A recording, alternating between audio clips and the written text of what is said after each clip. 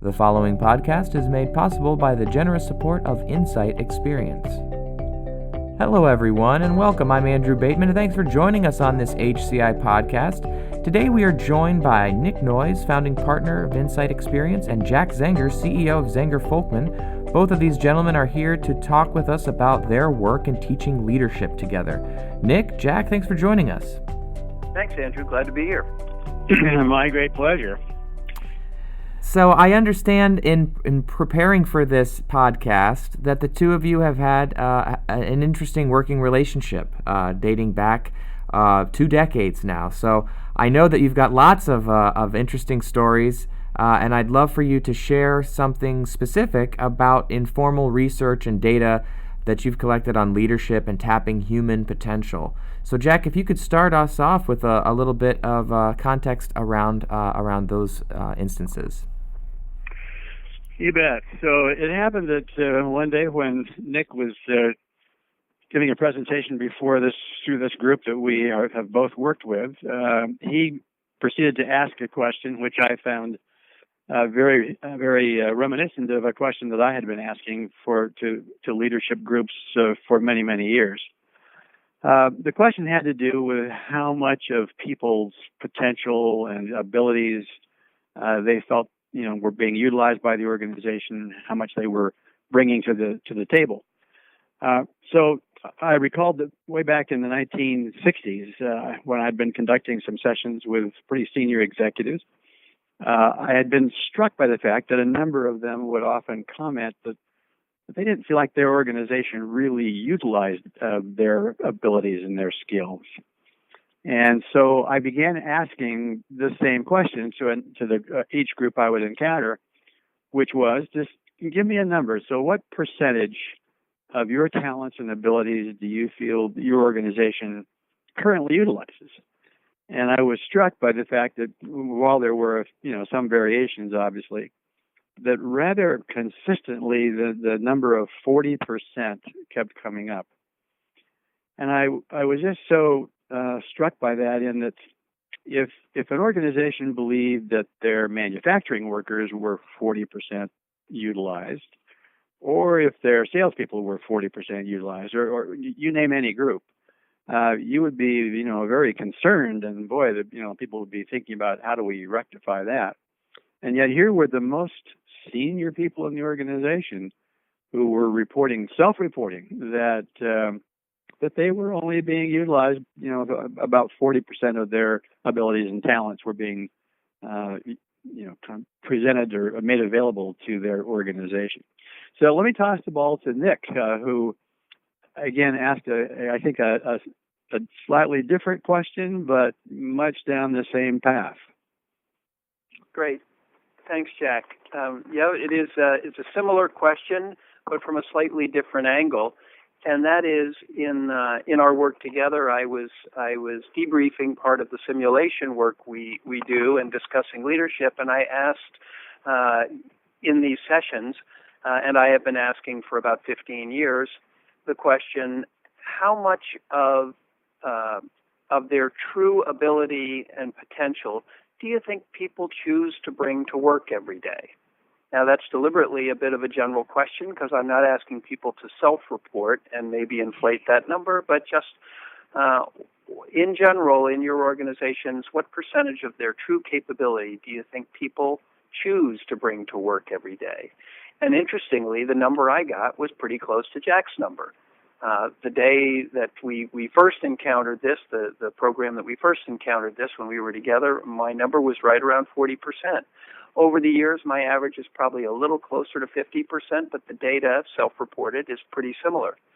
The distinction, of course, is that I'm asking the individual question about how much are you choosing to bring of yourself to work, discretionary effort, and Jack's question was really the organizational side. I furthermore, in those discussions, on a similar vein to what Jack was saying, said, well, what if you could just have people bring 10% more? What if they chose to bring 44% instead of 40 tomorrow, or 55 instead of 50? What would that mean? And it would mean a 10% productivity improvement in the organization. And what would you pay for that? Or how concerned would you be in most organizations if you were under capacity utilized by 10%? And Jack and I both agreed it's pretty stunning that we're not more concerned with this from a leadership perspective. Wow, 40% is a sobering statistic either way that you look at it, whether it's from the organizational or individual perspective. So I'd love to get your take on what you think is behind that problem, and I'll start with Jack. If you could tell us a little bit of from an organizational perspective, what's the story there? Well, I think the story is that organizations tend to hire people with a specific role, a specific set of activities. They create often a position description that states what the individual can do, and the individual kind of then does his or her best to kind of fulfill that series of tasks. What they don't very often ask the employees, particularly as they become more senior in the organization, what are you capable of doing? What are the things that you would like to work on and be involved in that you're not? So I think one of the issues is that the organization just begins with a position in mind rather than saying, we've got this remarkable talent. How do we do our best to kind of more fully utilize that? I think in most of the conversations that occur between managers and their subordinates, it's often a kind of a retrospective look. How have things gone? How's the project proceeded? Are we on time? Are we on budget? And the question is not very often asked about what's the upside? What's potential? What could we be doing? What could you be contributing that you are not contributing at the moment? And so I just don't think organizations have been focused on understanding how you can structure jobs to more fully take advantage of the broad range of talents that people often have. And let me just add one thought about this. How serious is this? Peter Drucker was quoted as saying that if the typical organization could improve its productivity by 10%, it would double its profits. And if you kind of look at the statistics and take the average company where labor costs are about 1/2 of their total costs, and you make the calculation, that's indeed true. Raise productivity 10%, double profits. Nick, you might have some other thoughts on this. Yeah, I do. It's interesting that it's that 10% number from Drucker too, Jack, because I do usually ask that question in the 10% frame, which is, do you think reasonable? Does it seem reasonable that if you're bringing 60% of yourself, let's take a high number, 60% of yourself, could you choose to bring 6 more to work and put in that extra discretionary effort and manage in the organization that you're working in? And most people that I have surveyed would say, yeah, that seems reasonable to me. And the corollary to that would be, well, that would double your profits, which is a pretty stunning number. I think what's underneath it on the individual level, in terms of what's holding us back, what's underneath the problem, at the individual level, leaders are more focused on decision making and the allocation of resources. The working assumption has always been, and was for many of us when we had our school and business school and early work training, that people will do their jobs. They just need to be told what to do and how to do it. And so that your job as a leader is more about allocation of scarce resources and about making decisions to execute a strategy, to figure out where your budget should be spent, what projects should be started and stopped, what kind of operational decision making is to be made, as opposed to the focus being on non-monetary leadership levers like those that would build trust, engagement, and trigger discretionary effort. It's just a different frame on your work as an individual leader. Those metrics that we tend to focus on are task metrics, not focused on development and discretionary effort. And I'll have more thoughts on the mindset of the leader later on. But that's my cut as to what's underneath it, Andrew. And I would make just one more comment about that, and that is, could people be 10% more productive? I look at myself and my own behavior when I'm about to leave on a trip, a week-long trip, and I notice how incredibly productive I am in that day before I leave. And so when we want to, we can really buckle down and produce a great deal. And I think that's true of most people. That cranking up, 10% more would not be a Herculean task for most of us.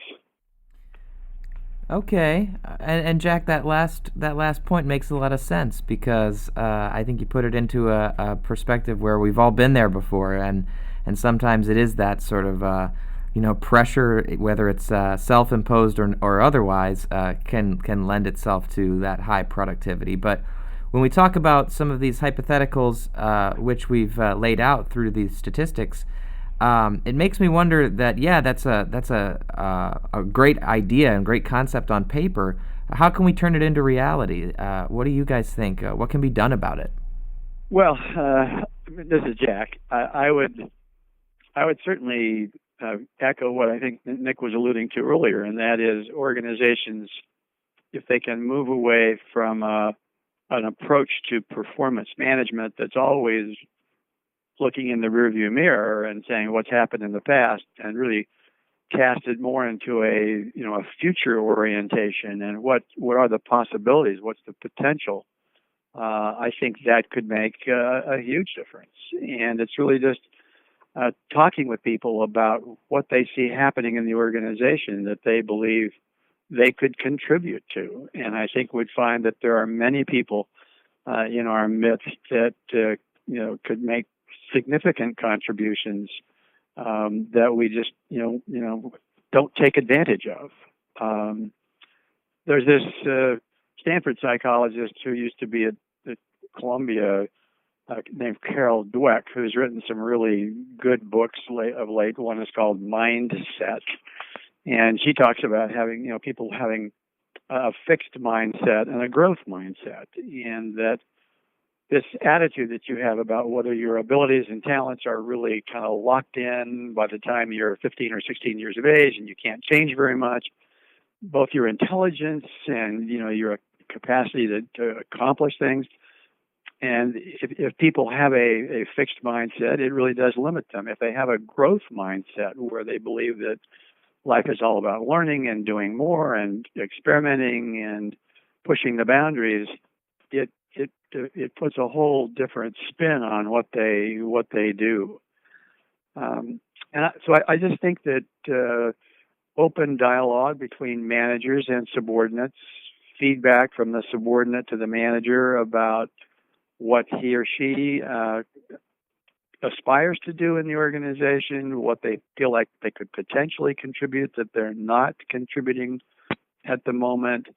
I think those are all kind of steps that can work to accomplish and to minimize this number. I don't believe we're ever going to get the number down to people contributing 100% of what they're capable of contributing, or that every day people will come and voluntarily do 100% of their potential. But we could certainly change it from 40%. And I'm convinced that it is our management practices that do that. Nick, you've got some other views, I'm sure.